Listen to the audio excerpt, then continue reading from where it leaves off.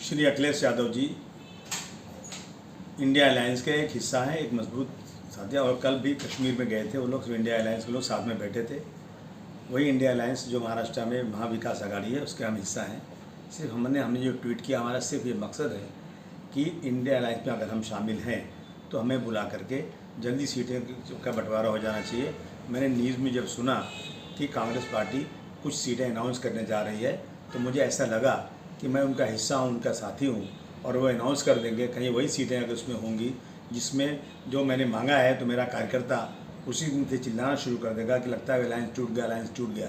इसलिए मैंने कहा कि हमें कॉन्फिडेंस में लेकर अनाउंस कीजिए। हमने 12 सीटें मांगी हैं। हमारी एक मीटिंग हुई थी इसमें महाविकास आघाड़ी में, और मैंने जिन सीटों की बात की उसमें कोई अपोज नहीं हुआ था। लोगों ने अच्छी तरह बातें सुनी, मुस्कुरा के हंस के बातें हुई थी कि कुछ सीटें देने में कोई एतराज़ नहीं है। मैं नहीं कह रहा हूँ कि 12 के 12 सीटें मुझे मिलना ज़रूरी है।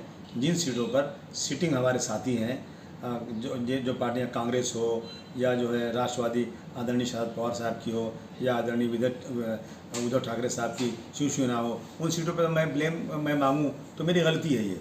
लेकिन वो सीटें जहाँ वो लोग नहीं हैं और जहाँ कांग्रेस चुनकर नहीं आ रही, राष्ट्रवादी नहीं है वहाँ पर, शिवसेना नहीं, उन सीटों पर मेरा निवेदन है कि जल्द से जल्द फैसला कर दिया जाए।